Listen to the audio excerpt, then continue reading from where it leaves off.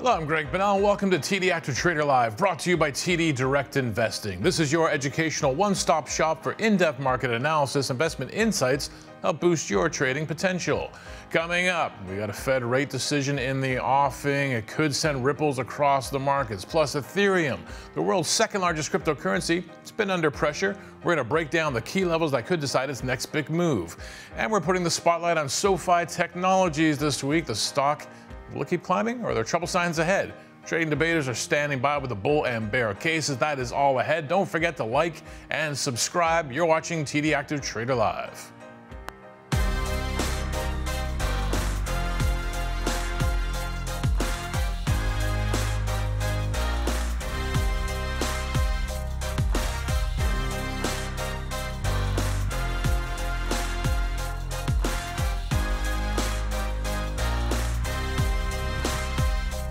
Fed has entered its two-day meeting. They come out tomorrow with a rate decision in the afternoon. Ahead of that, the S&P 500 and the broader markets a little bit off of their all-time highs. Nothing too dramatic right now, perhaps a little caution ahead of that decision. There's a lot of drama around it. The street is expecting a 25 basis point cut, but what do you hear around the table? What's the tone about the path going forward? Lots of big questions. Want to see what's happening on the heat map right now to explain why we've got a bit of weakness, and you can see it is those big tech plays. If they can lift this market up on their shoulders, well, when they're down modestly, like an Nvidia, less than 1%, Microsoft, Google, it does take points off the table. Apple's managed to hang in there, though, but some of the financial services stocks are also under pressure as well, so keeping us back from a better showing. Again, it's a modest pullback. These are markets that have been hitting new all-time highs. Nothing really to get concerned about at this point. Let's check in on Oracle, though. There it is, one of the green spots on that heat map. There's an unconfirmed report out there. Well, first, here's the question. Let's pose the question to you. If TikTok is allowed to operate in the United States, which companies would take part in that? Well, there's a report out there citing sources, unconfirmed. Oracle is among a consortium of firms that would enable TikTok to continue operating in the United States. That is, of course, if you get that framework deal all finalized between the U.S. and China, but it's enough to get Oracle up about 3-4% right now. Dave & Buster's, big pullback. Last time I checked on the screen, down about 15%. You can see that drop off into the early morning action. What's going on here? Have you been to one before? Like restaurant, entertainment, arcade, food, that kind of stuff, big screens to watch things on. Second quarter earnings falling well short of expectations. The shares are tumbling on that. Same store sales are under pressure. They got a new CEO at Dave & Buster's leading a turnaround effort. Only been in the chair for about 2 months. They're saying some execution missteps for this quarter are behind this big miss in adjusted earnings. They came in at 40 cents a share. The street was looking for 91, so you can understand the reaction in the stock. And that's your market update.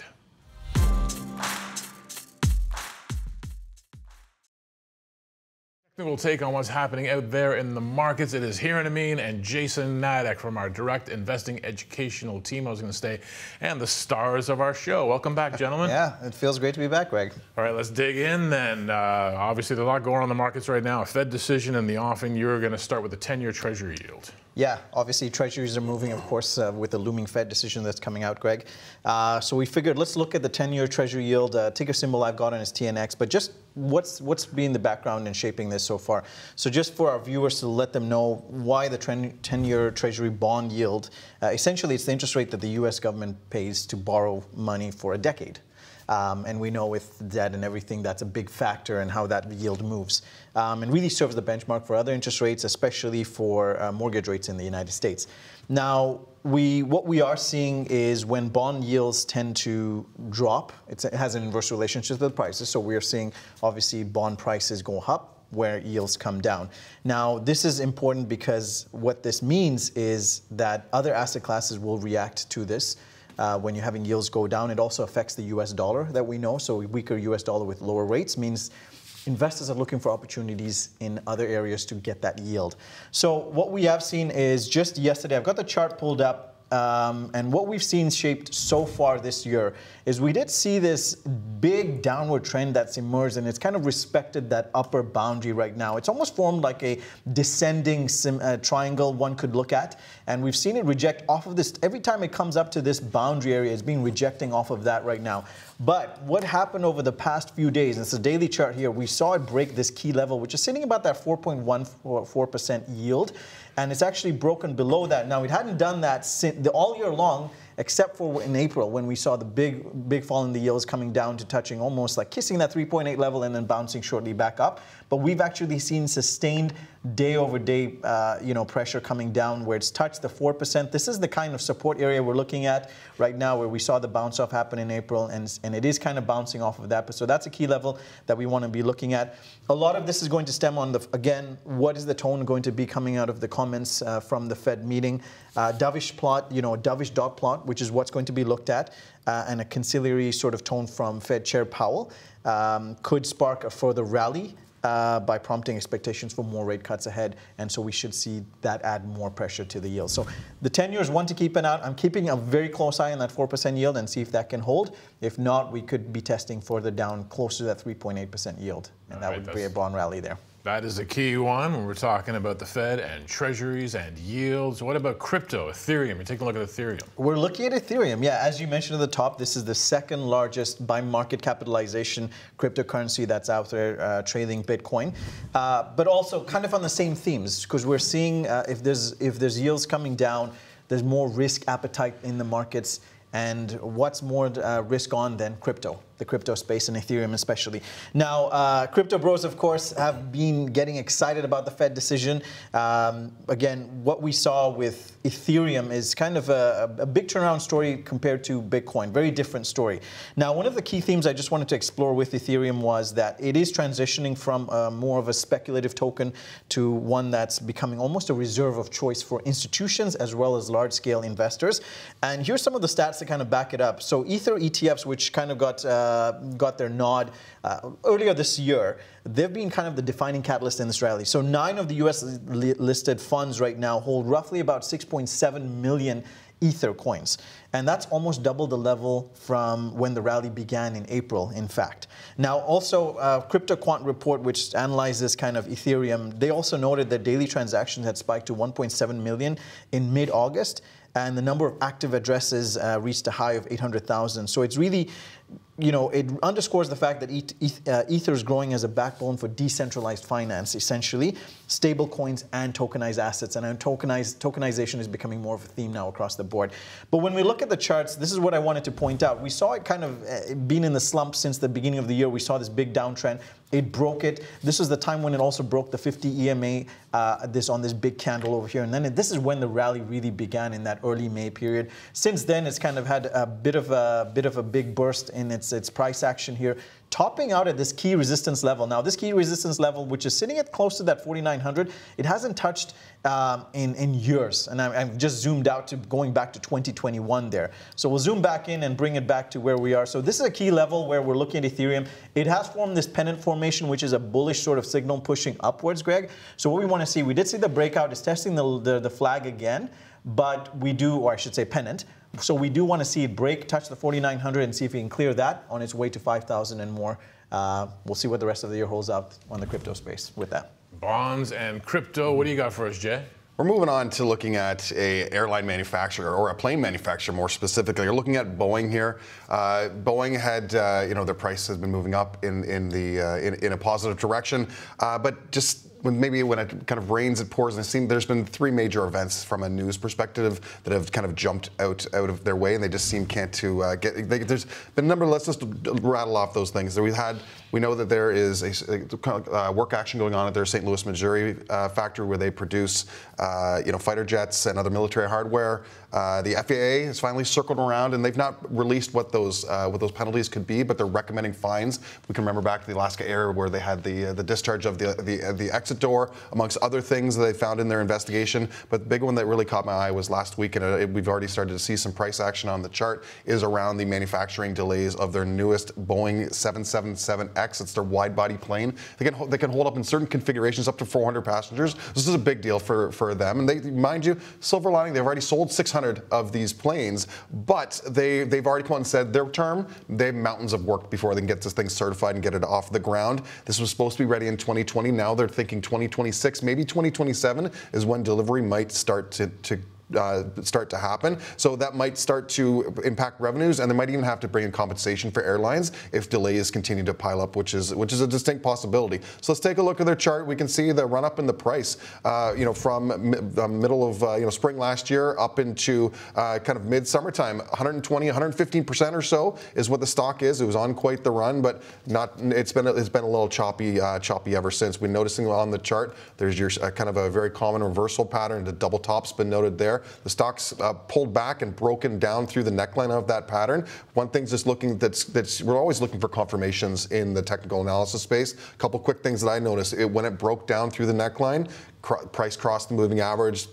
noticing that. It also was confirmed on larger volumes. So as we saw the price start to pull back, maybe there's a little profit taking that's going on there, hard to tell, but the market has begun to sell off, and we're now approaching a gap that was in play earlier in the year. So we'll see if buyers will step in, or if we're going to slip down through that gap that was already demonstrated early in the year. So still questions to be answered here. Great breakdown. When you said 400 people, I thought, I just know if I was on one of those planes, I'd be passenger 399 waiting to get off at the end, sort of thing. Yeah, always, not ideal. Yeah, right. Ain't fun getting on a plane, ain't fun getting off. It is fun getting to where you're going. They do have the double aisles, so they're thinking about passenger comfort to some degree in this, but yeah, it's all about getting maximum occupancy in these new jets. So. Thanks for that, gentlemen. If you have a question for us at home, you can't find our team at home, but you at home have a question for our team here. Here's how you get in touch with us. Email td.activetraderlive@td.com. And for more information about the Active Trader platform, scan that QR code on the bottom right-hand side of your screen. It'll take you to our TD Active Trader Live website, where you can try out the TD Active Trader platform risk-free. You just open a practice account, and you do that by clicking on that Try TD Active Trader button. Once you're ready to switch to a live account, you simply export your workspace and start trading for real. It is time now for Trading Debating. This week, the stock in the spotlight, SoFi Technologies, is a fintech platform, combines lending, banking, investing, and financial services in one digital app. Before we get going with that debate, just a reminder to our viewers that the securities and strategies discussed on our show are for educational purposes only, should not be considered investment advice or buy, sell, or hold recommendations. Options trading carries high risk, may not suit all investors. Significant losses are possible, so it's important to assess your own risk tolerance. Make sure you do your own due diligence before engaging in trading.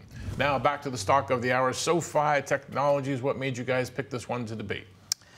Great question, Greg. You've seen a lot of changes happen in the banking industry, of course, but one thing that's kind of remained constant for decades is the desire for executives to plaster their institution's name on large event spaces, and that's really what got me into it, specifically sports venues. Right. And this one stands out since... You're seeing them all over the place, SoFi. Exactly. SoFi. You can't miss it.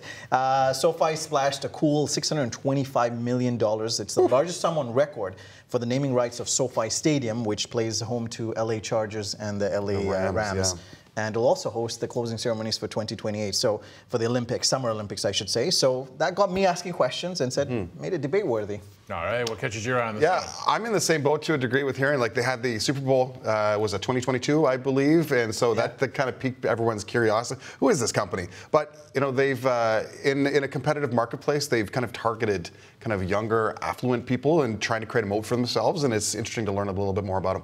When SoFi realizes all that big spend caught the attention of us here at TD, man, that was worth it. Yeah. It's worth it, yeah. We got a trading debate. I'm sure you're watching. All right, let's get some time on the clock. We're going to have 2.5 minutes each to make the case, as always.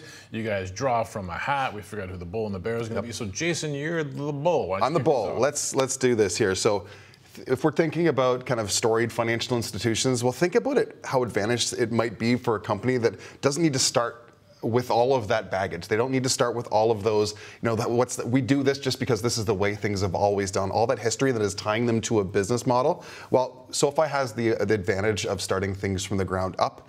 Here, they're not saddled with a branch network. They don't have this infrastructure legacy that they're beholden to. Instead, they got to focus their time, they got to focus their efforts, they got to focus their capital on doing what their clients want, what they think they can do to attract more business, and also, what most importantly, which we'll get to, do is trying to come up with a more fulsome relationship to make those relationships more sticky. So they're using technology to make things easier, to make their tools smarter. Their apps are designed, as I said earlier, to attract kind of younger, more affluent. It's a financial technology company. They're looking to attract a similar client base. So they're using AI robo-advisors in their apps. They're designing things from the bank up. You don't need, as I said, you don't need to go to a branch. Everything in the palm of your hand, everything on your desktop. It's that easy. Now, there's been other financial institutions that have tried to go this route to make it all digital. Well, guess what? Through SoFi, they actually had a national bank charter in June of 2022. This has opened up a whole realm of possibilities for them. It's allowed them to sit on more deposits. They've been able to generate more assets under management. So we're talking over $30 billion of increases in the last 3 years alone. Their client base has grown significantly along with that too. It's 1 million in 2020 to now over 11 million users presently. And one of the other things, you mentioned it as well, they offer a full suite of products. So this is what makes them stand apart. This is not a niche bank. It's not a niche lending environment. They have investments. They've got banking. They've got all sorts of other different loans. They've given people access to crypto, so the Ethereum, like we were chatting about earlier, that's something they can bring in here. But let's bring ourselves to the chart so we can go ahead and take a look here. Looking at the chart, it's if we're thinking about bullish moves, this is to a T. We're seeing that trend that's been developing here. One of the things that jumped out to me, I'm going to bring it up on the screen as in some of the drawings, is that earlier in the year we had the infamous golden cross. We had the 50-day cross over the 200-day moving average.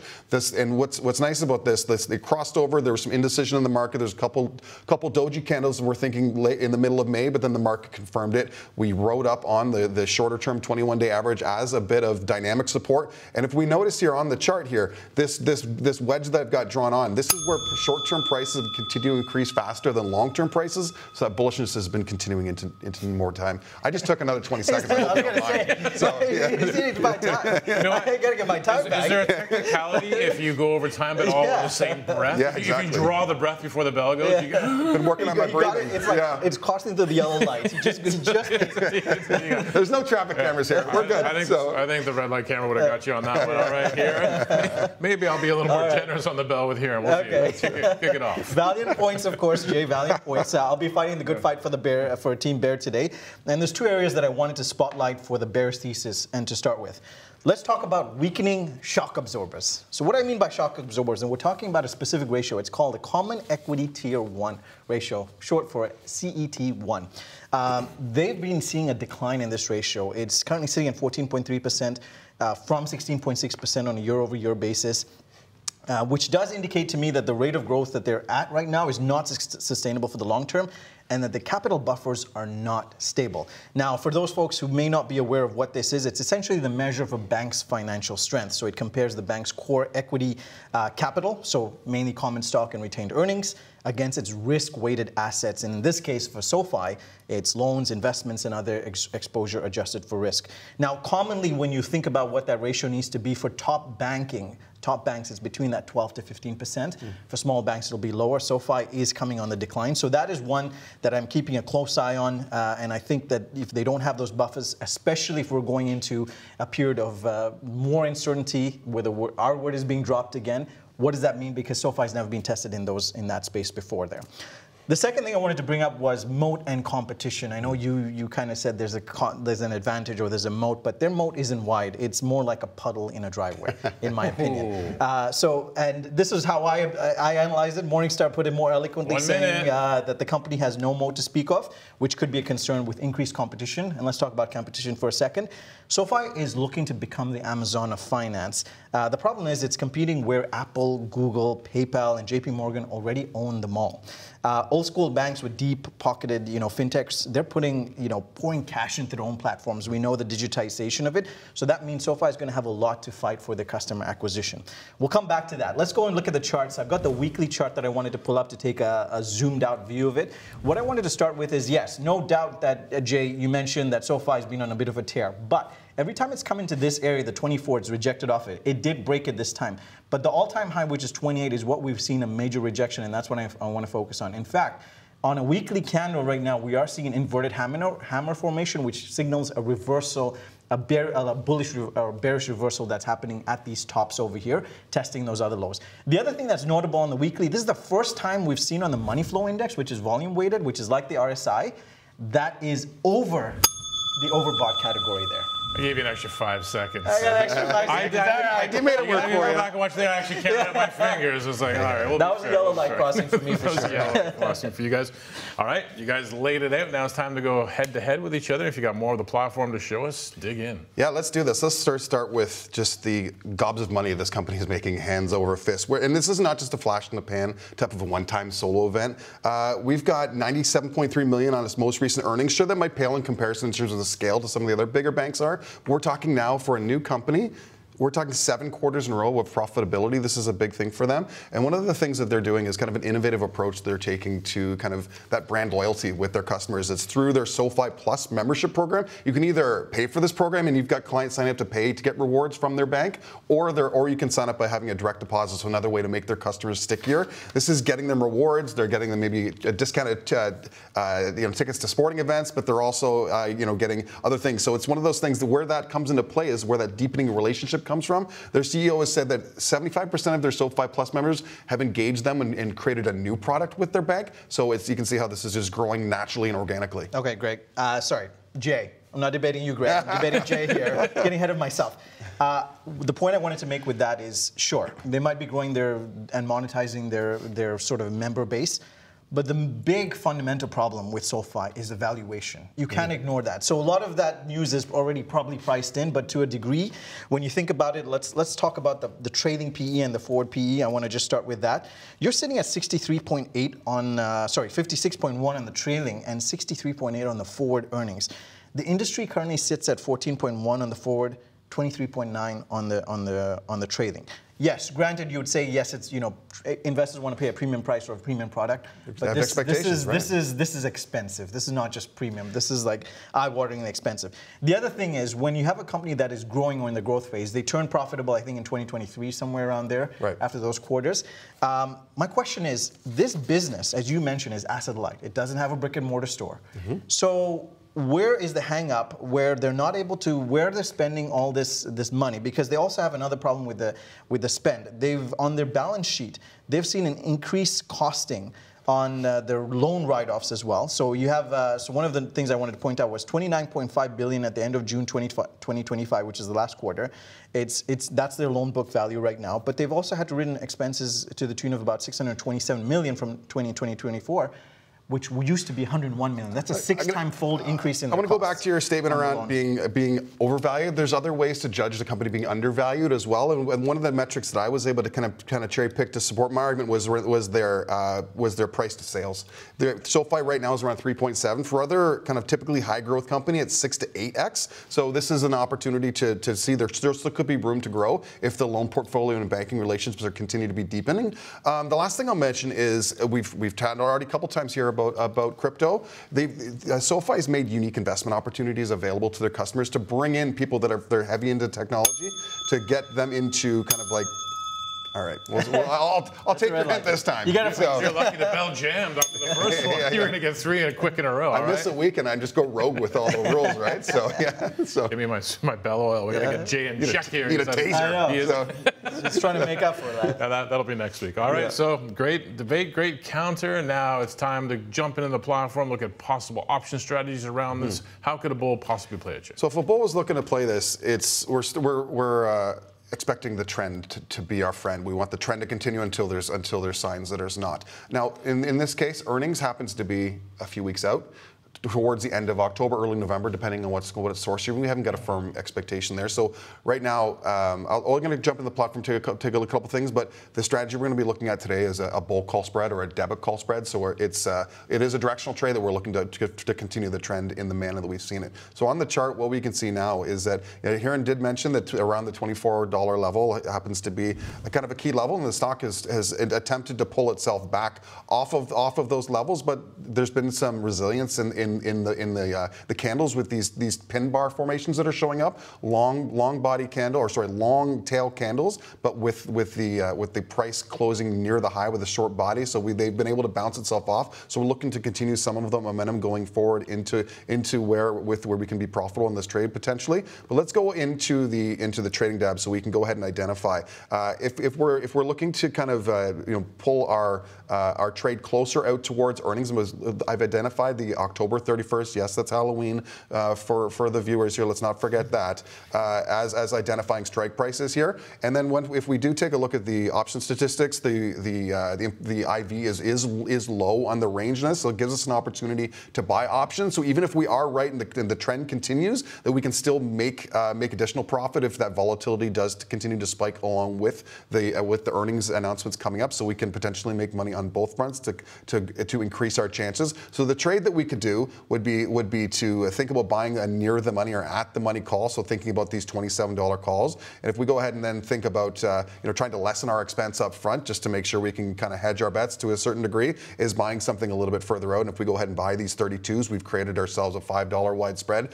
Very directional trade. It needs to go in the way that we want, but as I said, we've got time on our hands. We've got the trend in our favor, and we're expecting volatility to increase as we approach earnings. So we've got three things that we can hang our hat on to hopefully make a successful trade. If it doesn't go our way, what do we put at risk? So in this particular case, when you're thinking debits on options, we're thinking about it's that credit up front. So I've been able to get into this $5 wide spread based on the midpoint right now of about $1.53. So that would be our max loss, and the gain would be the difference of the width of our spread. So $5 less that buck, around $1.50. So we're making potentially $3.50 with risking around $1.50. So fairly balanced. Very interesting strategy there. How about a possible bear strategy? Yeah, so coming back to it, and I know he was alluding to a bit of a scare tactic with Halloween. I'm going to go a little bit further after that, so we'll start with that. So starting with the chart, I've got the daily chart pulled up, and I wanted to just point out kind of the thesis how you could play this as a bear. So I've got the Bollingers pulled up over here, and you can see that the Bollinger Band, which measures essentially 2 standard deviations either side of the moving average, which is in the middle. And every time it's gone to this upper range on the 2 standard deviation, we've seen it kind of reject or mean revert back. And we're seeing that evidenced over here. So when I did my preparation, in fact, it was right at the boundary. And then today, of course, we've seen a big red candle that's emerging. But the trade I would be looking to play based on, and I'll bring it up over here, based on what we're looking to do is a long put butterfly trade. So what this trade essentially, it's a directional trade to the downside, of course. It's composed of three sort of legs to the strategy. So we're looking to buy the $27 strike put. This is going out to the November cycle, the monthlies there, which is the 21st of November. And we're looking to sell 2 of the 24s, which actually marks that area where we marked as a support, where we could see a bounce. And then also buying 1 further down at the 21 strike to just balance that other option that we sold on the 24 there. So it is a $3 wide spread right now based on the options chain. The other thing that's also working in favor is volatility on the VIX is low, and even just on SoFi itself, it's in like 19th percentile compared to where historically it sits in like the 25. So it does promote like having sort of cheaper like long view where you see volatility potentially expanding and then a directional move down over here. So this trade is at the time of when I set this trade up, it was costing about 60 cents, Greg. Idea is to look to get in at 50 cents. So for a single contract, that would mean we're paying $50 for this directional trade. If it goes in our favor, that means it needs to go down. It needs to kind of take a break at 24. That's ideally where we want it to take a stop at. That would mean we're profiting just the difference between the spread and the cost, so $3 minus the 50 cents. So about $250 is what we would stand to make on a single contract. In your favor. What if it doesn't go in your favor? So if it doesn't go in our favor, of course, that means it's going to go in Jay's favor onto the top side. And it has to break above or stay above the $27 level. In that case, we're going to lose the 50 cents. This trade is actually unique because there's 2 ways that we could lose on the trade. So one is it stays above, we lose it completely. But also on the downside, if it goes completely down to the 21, then we'll also be out the hole because it's a scratch. You make $3 on the way down, you lose $3 on the way down because it's a credit spread there. So all you're losing is the initial amount of $50 that you put down. Right. So we don't want to go further down as 21. We don't want to go past 27. So interesting strategies, guys. Thanks for that. And thanks for laying out the bull and bear cases for SoFi Technologies. Just a reminder to our viewers that this debate was for educational purposes, does not reflect our personal opinions about the stock. Now, before we move on, Jason, you're going to elaborate on trade rules. Yeah, trade rules. It'll be a quick demonstration. It's a really interesting tool within the platform that allows us to set order executions or triggers off of other factors, right? So I think the easiest way is for me to show the audience. So let's jump in here and take a look. I'm going to draw up an exit of the trade that I just did. So we were long the 27 and short the 32. So to close that trade up, I'd be going and selling the 27, and I'd be buying the 32. So there's the opposite side of my spread. Let's make sure we get that in the order. There we go. All right, so there's the closing of the spread that I have there. In the system, I don't have it in my account, so that's why it does say open, but we are doing the opposite of the initial trade. So basically, what the order rules are, if you notice that towards the bottom of the platform it says activation rule, you can go ahead and hit the add button. This is where I'm able to set a trigger off of either another instrument, an index, or even the stock itself to see if certain conditions happen, I'm going to go ahead and exit my trade. So let's say we're thinking about this from a profiting perspective. I can go ahead and set this. If SoFi itself, its last trade, trades at or above, my max gain happens for me when SoFi itself is at $32. So if we can have it at $32 or above, and I go ahead and add that rule, you can see that it's plainly stated there at the bottom of my order. It'll show up in my order status if I do that as well. And so only when that condition has been proven to be true, then at that point it will trigger order. So I can then put an order to maybe close my spread at like 450 or 475, as close to $5 as I can get, so I can then capture my gains and look for other opportunities to trade. Sounds like a very useful tool. Thanks for laying that one out for us. And if you at home have a question about the TD Active Trader platform, or if there's a stock you want to see our trader debaters go head-to-head on, send us an email at td.activetraderlive@td.com. And for more information about the Active Trader platform, scan that QR code on the bottom right-hand side of your screen. It takes you to our TD Active Trader Live website. So if you can't join us live, be sure to visit the YouTube page where you can catch up on all the previous debates, watch this one over again. That link there is right at the top. And if you're going to take that trip, don't forget to like and subscribe.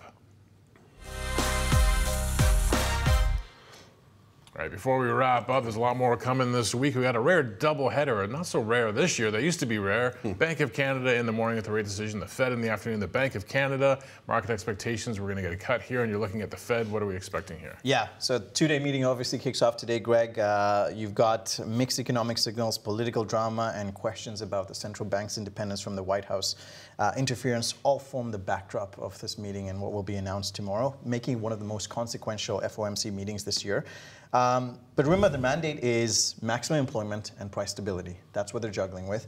I think at this point, the markets are, the Fed funds futures have already priced in close to 96% on the 25 basis points cut.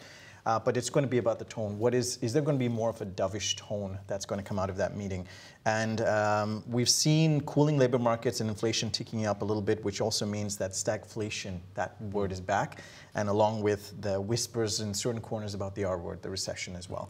See how they're really shaping. So that'll be something to look at. And then I mentioned earlier on is the dot plot's going to be key as well. This is essentially each voting member expects interest rates to be at the end of the year, but also projecting to next year. And that's going to be a key look to also see what the dot plot shows up there. Looking forward as well, when it comes to specific stocks or equities, I'm looking at Micron.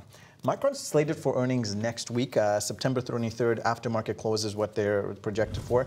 For anyone who's not familiar with Micron, they've really established themselves as a prominent player in the semiconductor industry. They provide another critical ingredient in this space, and that's memory and storage. And that really makes up a key part of the AI infrastructure ecosystem. So this is the Q4 earnings. EPS forecast is $2.78 by FactSet, which is marking 135% year over year, and revenue at $11.2 billion, which is a 48% jump year over year. So pretty staggering numbers. Micron, in fact, had come out early and already raised guidance thanks to it improving its memory pricing and also strong AI data center. Now, one thing that will be on focus for investors coming into this earnings will be DRAM and NAND flash memory pricing. So random access memory or direct random access memory, which is what AI specifically use case is. And they have a specific chip called the high bandwidth memory chips, HBM, which is a major competitive advantage for them. So just seeing what those shipments look like, what the pricing is going to be, and the demand from major customers like NVIDIA who are using it there.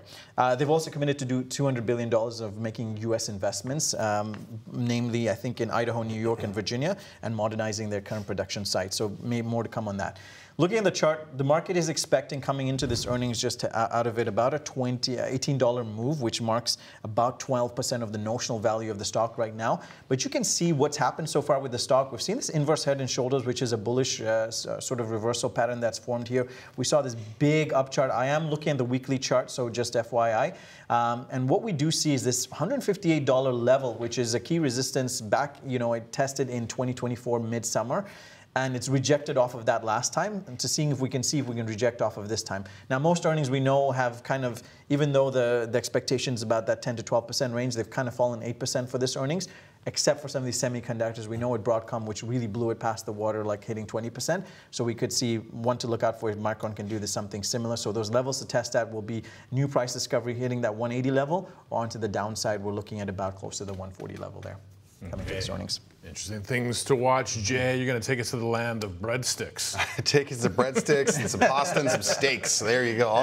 Some good stuff there. So we're going to look at Darden Restaurant, DRI. They've got earnings coming out before the bell, so on Thursday morning. They're going to from a top line perspective, there's some big expectations actually from the street, both from an earnings per share, $1.99, and the revenues are going to exceed $23 billion is what the street expectation is. That's double-digit growth on both fronts of things here. Now that's all well and good to hear, but what I'm looking to hear is more from a macro sense. It's it's true that Darden has worked really hard to simplify and consolidate their supply chains, so their family of restaurants, right, your Olive Gardens, your Ruth Chris Steakhouses, your Longhorn Steakhouses, that they can kind of work together and create some efficiencies and cost savings. But it's really that T word that's hanging over everybody here. It's how tariffs are going to be impacting their cost of goods, right? There's just certain things they can't source domestically, right? We're talking about like the Parmesans or the olive oils of the world. They've got to come from specific regions, and we'll see how that goes and how that's going to impacting their margins. But jumping quickly into the chart here, we've got Darden up. They're big pullback actually